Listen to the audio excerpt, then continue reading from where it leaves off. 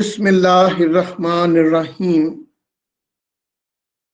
बिस्मिल्लाहिर्रहमानिर्रहीम।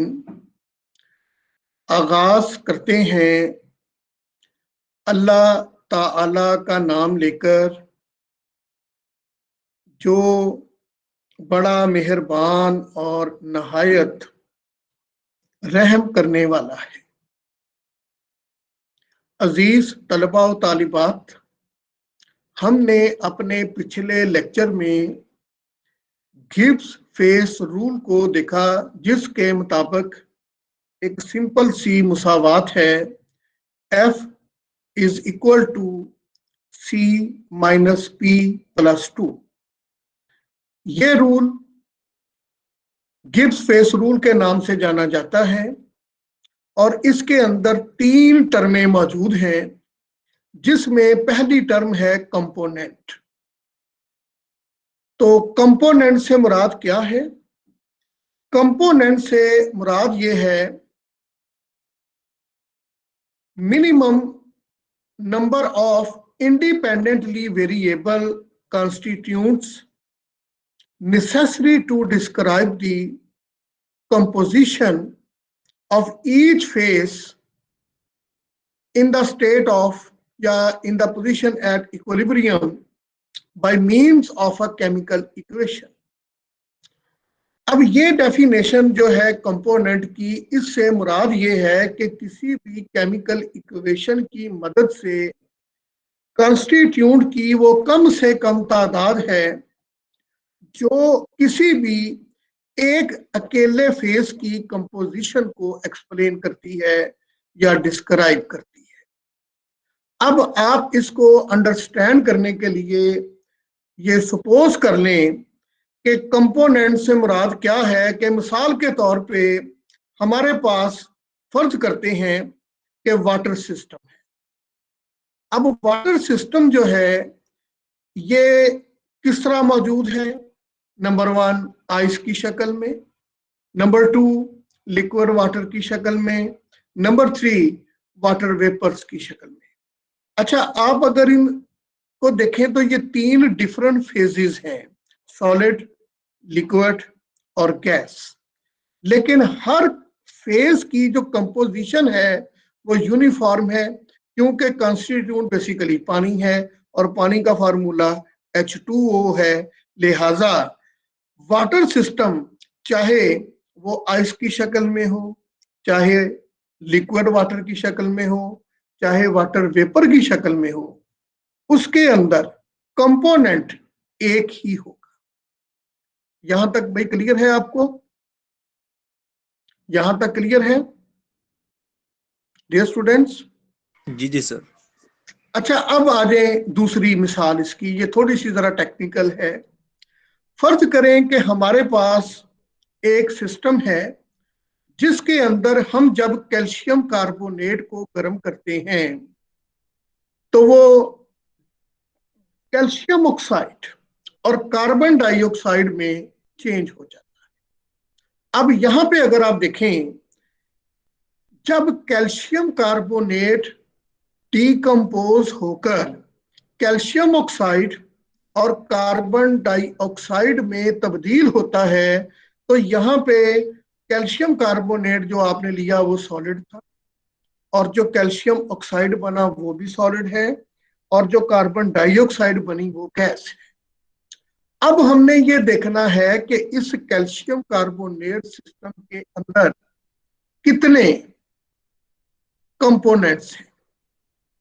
तो भाई इसका फार्मूला है बड़ा आसान सा, कि किसी भी सिस्टम के अंदर ये देखना हो कि उसके अंदर कितने कंपोनेंट्स हैं, हम फार्मूला अप्लाई करते हैं, C is equal to N minus R. N minus R. अब इसके अंदर N क्या है? N से मुराद क्या है कि इसके अंदर कितने कंपोनेंट मौजूद आप नजर आके, सॉरी कितने वो इसके कह लें कि इक्वेशन में कितनी चीजें बन रही हैं। तो एक हो गया कैल्शियम कार्बोनेट, दूसरा हो गया कैल्शियम ऑक्साइड और तीसरा हो गया CO2।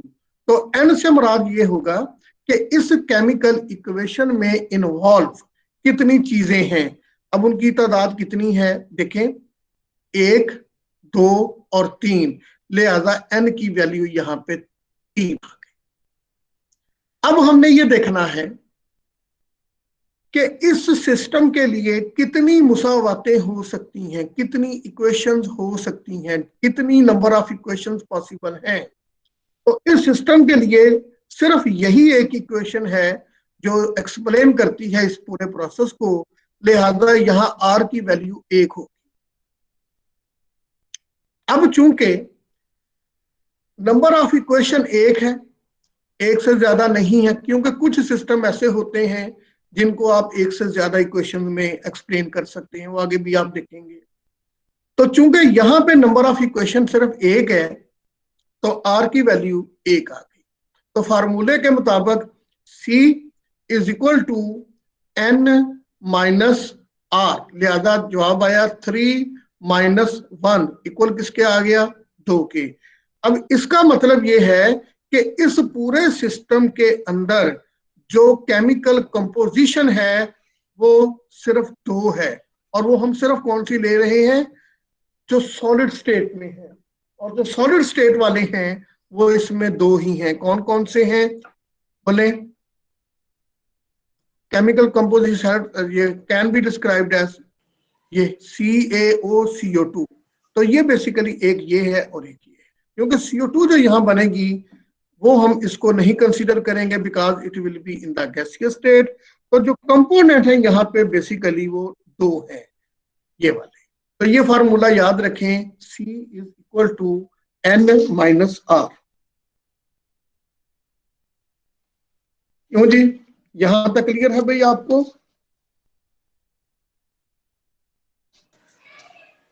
जी सर।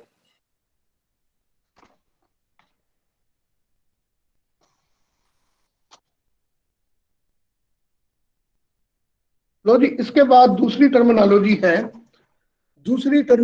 है, इसमें जिसको हम बोलते हैं डिग्री ऑफ फ्रीडम या वेरिएंस ऑफ द सिस्टम।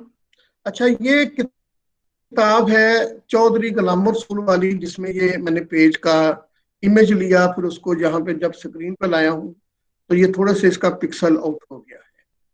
तो आप जस्ट इसको अगर देखें तो what is mean by number of degree of freedom और वेरिएंस ऑफ ए सिस्टम, इसको हम कैपिटल F से जाहिर करते हैं।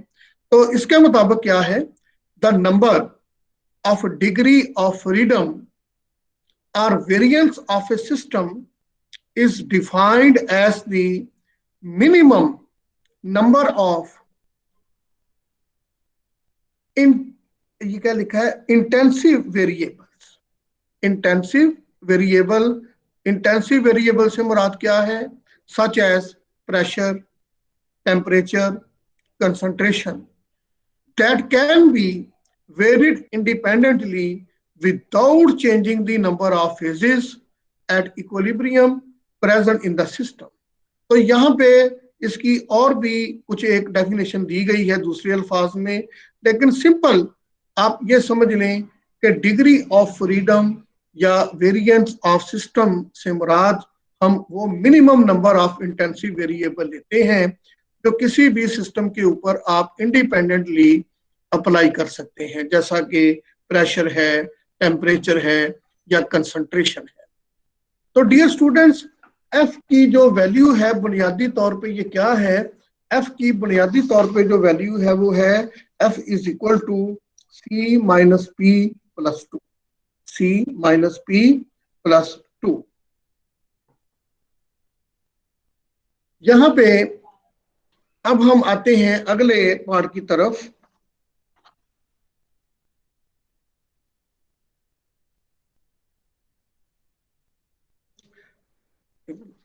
अच्छा, अब जरा इसके बाद अगर हम आते हैं तो हमारे पास जो इससे अगली स्लाइड है वो है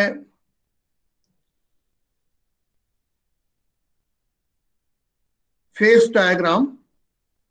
और फेस डायग्राम क्या है, ये इसकी एफ की वैल्यू है यहाँ पे, जैसा कि F is equal to C minus P plus 2। अच्छा, ये पॉइंट है कि यहाँ पे और भी सुन लीजिएगा।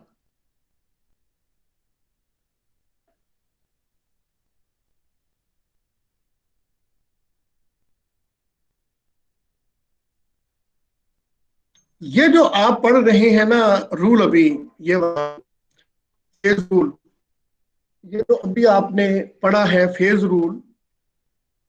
अच्छा, इसमें अब क्या होता है कि हम पढ़ते हैं generally F is equal to C minus P plus 2। तो जब आप इसको सॉल्व करते हैं कंपोनेंट की वैल्यू लेकर, पी की वैल्यू लेकर, दो जमा करके, तो क्या होगा कि बाज दफा ये होगा कि जवाब 0 आएगा। अब 0 का मतलब ये है कि ये एक नॉन वेरिएंट सिस्टम है। क्यों? क्योंकि इसमें डिग्री ऑफ फ्रीडम की वैल्यू 0 है, it has no degree of freedom. लेकिन अगर एफ की वैल्यू 1 आती है तो हम इसको बोलते हैं यूनिवेरिएंट सिस्टम, और अगर इसमें एफ की वैल्यू 2 आती है तो हम इसको बोलते हैं बाई वेरिएंट सिस्टम। तो ये ज्यादातर जो हमारे पास सिस्टम आता है उसमें ये 2 या 3 वैल्यूज आएंगी, 0, 1 एंड 2। अगर एफ की वैल्यू 0 है तो हम बोलते हैं ये नॉन वेरिएंट सिस्टम। अगर डिग्री ऑफ फ्रीडम की वैल्यू 1 आती है, जैसा कि आइस वाटर सिस्टम में आएगी, तो ये कहलाएगा यूनिवेरिएंट सिस्टम। और अगर एफ की वैल्यू 2 आती है तो हम इसको बोलते हैं बाई वेरिएंट सिस्टम। अब ये सवाल कि ये फेज रूल डिराइव कैसे हुआ, तो इसके लिए ये बुनियादी तौर पे एक फार्मूला था कि डिग्री ऑफ फ्रीडम को मालूम करना हो तो हम ये करते हैं, नंबर ऑफ वेरिएबल माइनस कर देते हैं टोटल नंबर ऑफ इक्वेशंस। अब यहाँ पे जो नंबर ऑफ वेरिएबल है, अगर आप सिर्फ इस फार्मूले को देख लें, नंबर ऑफ वेरिएबल क्या है, वो होते हैं सी पी इंटू सी माइनस 1 प्लस, और जो टोटल नंबर ऑफ इक्वेशंस होती हैं उसके लिए फार्मूला है सी इंटू पी माइनस 1। अब इसमें पी क्या है, नंबर ऑफ फेजेस, सी क्या है, नंबर ऑफ कंपोनेंट्स। ये ऑलरेडी 2 डिटरमाइंड फार्मूले हैं कि किसी भी सिस्टम में नंबर ऑफ वेरिएबल देखने हो तो हम फार्मूला अप्लाई करेंगे P इंटू सी माइनस 1 प्लस 2, और अगर हमने टोटल नंबर ऑफ इक्वेशंस देखनी हो तो हम कहते हैं C इंटू पी माइनस 1। तो जब आप इन दोनों का डिफरेंस लेंगे तो ये कट कटा के हमारे पास जवाब आएगा F is equal to C minus P plus 2। लिहाजा हम ये कह सकते हैं कि ये जो था फार्मूला हमारे पास, इसका गिब्स फेस रूल का, वो इस फार्मूले से ड्राइव हुआ है। तो डियर स्टूडेंट, ये थी चंद टर्मिनोलॉजी की बातें जो हमने फेज रूल के हवाले से पढ़ी हैं कि कंपोनेंट से मुराद क्या है, डिग्री ऑफ फ्रीडम से मुराद क्या है, और ये फेज रूल किस तरह ड्राइव होता है। अब हमारा जो अगला टॉपिक है वो है फेज डायग्राम। ये मैं अभी आपको एक्सप्लेन करता हूँ, जरा 2 मिनट की इसकी ब्रेक लें।